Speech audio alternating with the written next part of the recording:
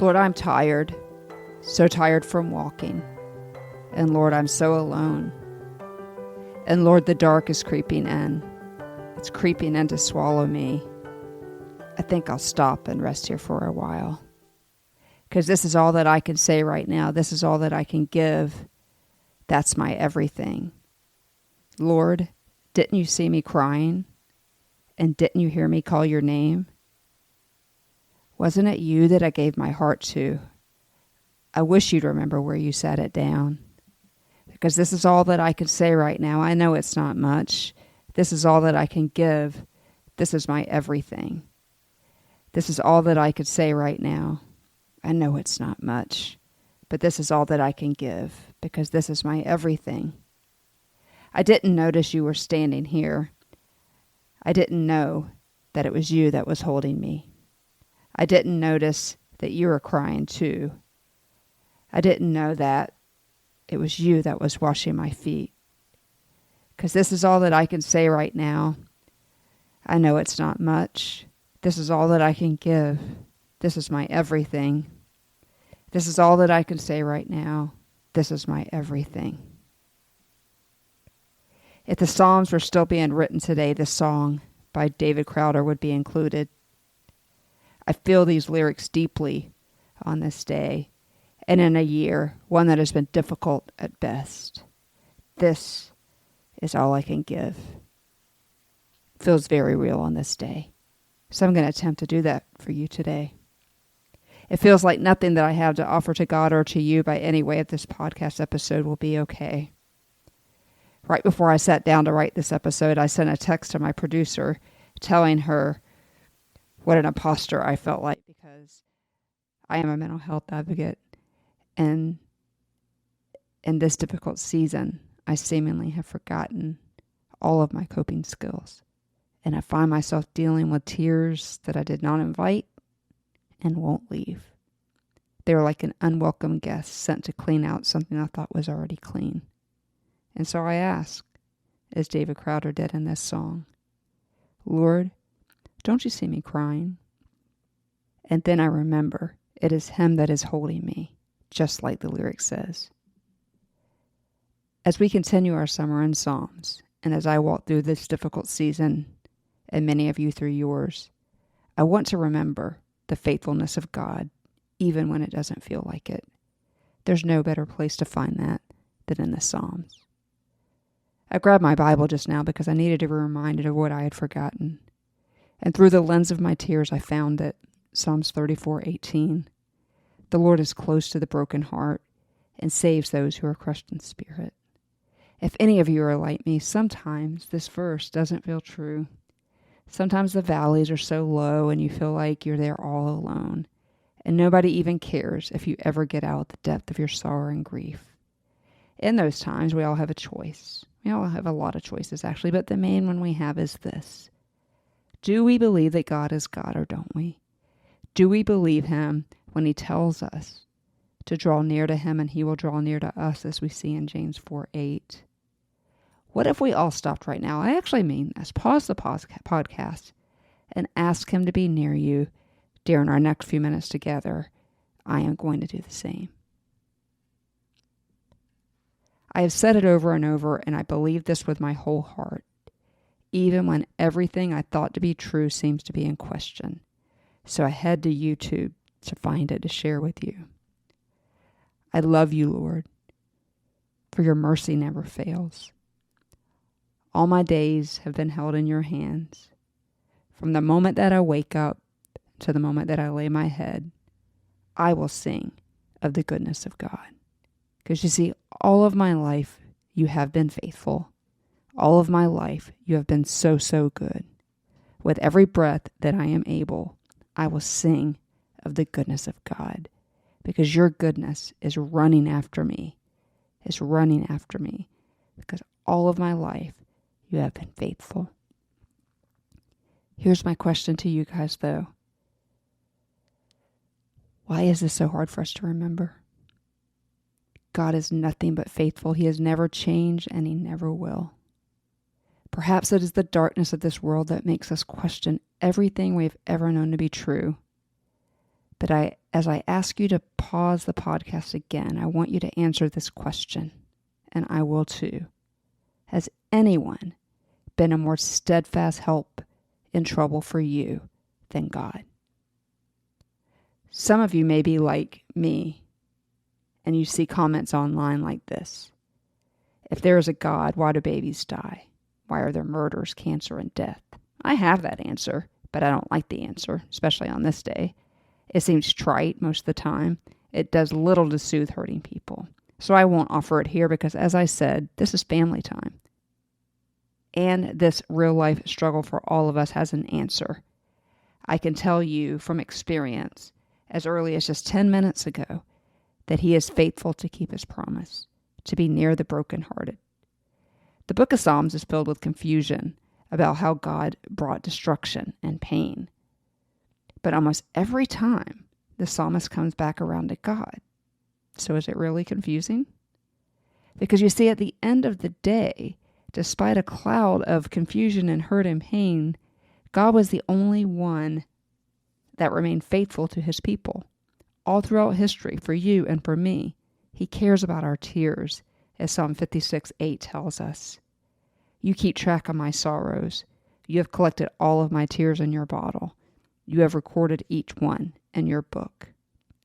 But the darkness does so often make threats to overtake us. It is hard for us to remember that the darkest night means dawn is just in sight. Psalm 39:12 says, even the darkness will not be dark to you. The night will shine like the day, for the darkness is light to you. As I've mentioned a few times, I stole the Summer in Psalms idea from my church. Sunday, our pastor spoke on Psalm 46. The Trauma Tribe knows this one well, and perhaps verse 10 has served to indict you as many times as it has to comfort you, as its commandment seems impossible to those of us who have deep hurt and pain and wonder what the future looks like for us or why the past held what it did for us. On Sunday, however, our pastor used a different translation of Psalm 46:10. Most of us have memorized that. Be still and know that I am God. I will be exalted among the heathen. I will be exalted among the earth. That's how I memorized it. But he read it out of the Christian Standard Bible, and I love how the Christian Standard Bible translated it. Stop fighting and know that I am God. Say that again. Stop fighting and know that I am God. Another translation says it like this: cease striving and know that I am God. I sat in my chair on Sunday hoping the entire church did not hear my sobs from the deepest part of me, because you see, even people like me who have seen and proclaimed God's faithfulness have times of doubt and despair, and Sunday in church I felt as low as I had in a while. So tired of fighting. So tired of striving. Just so tired. All I could do was watch my tears fall on the church floor. I didn't even stand up for the final song. How? How do I stop fighting? How do I stop striving? How do I trust God? And why don't I trust Him with all of the proof that He's given me all of my life? And you can ask yourself that same question. The answer is easy, though, because you see, the battle, my battle and your battle, is not against flesh and blood, but instead our battle is against an enemy who wants to destroy us. He doesn't want anybody getting behind microphones, platforms, keyboards, and proclaiming the goodness and faithfulness of God despite all of his tricks to use our past and present hurts to make us doubt God. When you take the time to listen to a podcast full of scripture or anything that you put your hand to that advances the kingdom of God, I can promise you, you will come under attack, leaving you to question everything you've ever believed, just like the songs of lament in the Bible, many of them from David. What do we do when He collects all of our tears, when He binds the broken hearts, but not fast enough? I don't know about you. Clearly, I get behind a microphone and talk about it because I know in doing so, I take the power away from the enemy who wants to destroy me. He does not want to see the redemption of the years that the locusts have stolen. He wants me in despair. He wants you in despair. He wants us hanging out in the valley, believing the lie that we are alone and have to fend for ourselves. Because you see, the lies are so much louder than the truth. Do you know that you have the same enemy? His favorite place to hang out is in the dark. But we know in our hearts and our heads that Jesus is the light, and that light is so bright that the darkness cannot overtake it. But that doesn't stop our enemy from trying to engage us in a battle we have already won. Did you hear me? We already won it. So I'm here to remind you that that battle does not belong to you. It does not belong to me. The Message version of 2 Chronicles 20:15 says it this way: the war is God's, not yours. Feels like a war right now, doesn't it? So why do we try to fight a war that isn't ours? For most of us, the hardest part is in the waiting. The time when it doesn't feel like he's fighting for us, but he is. We are not alone. And plenty of Bible verses promise us that. Joseph comes to mind when I think of someone who could have wondered if God would fight for him. God had fought for him over and over, and at the end of it all, he put all the pain, the depth, and despair squarely on the shoulders of the person responsible for all the lies. We all know the story of Joseph and the trials that he endured, and we all know the famous verse, "You meant it for evil, God meant it for good." What is that in your life right now? I know what it is in mine. And I needed to be reminded that Satan has meant this for evil, but God will turn it into good, either on this side of heaven or on the other side of heaven. If there's one thing I know, is that I can't give you any hope without the hope of the completed work of Jesus on the cross. I know what many of you think of God because you blame him for your pain. But I have tried it the other way. It doesn't work, and it lands you in deeper despair than you already feel. Seek him. He will be found. Cry out to him. He will answer. I don't know how he will do that in my life right now, but I know without a shadow of a doubt that he is so faithful. We see his faithfulness throughout history, especially in the book of Psalms. So, what does God need from us right now? He needs that childlike faith in him, that it will be okay, and that nothing can take him away from us or us away from him, even in the darkest dungeons of our lives. No one can take God from you. Will you join me on this day? Call out to him. He is our ever-present help in trouble. It is my prayer that today, whoever needed this podcast episode will feel the enveloped love of Jesus surround you and let him extinguish the darkness. And for those of you where it seems like it is going to be dark for a season, cling to him like the life preserver he is. I know I am. Try it this week. Stop fighting. Know that I am God.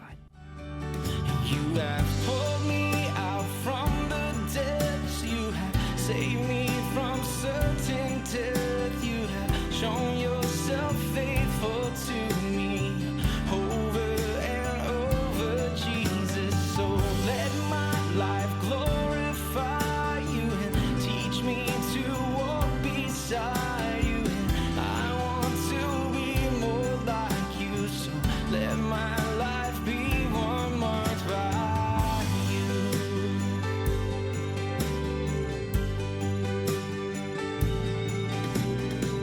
And when my hope is fading and when worries do assail me, I will remember how you never fail me. You have pulled me out from the depths. You have saved me from certain death. You have shown yourself faithful to me over and over, Jesus. So let my life glorify you and teach me to walk beside you. And I want to be more like you. So let my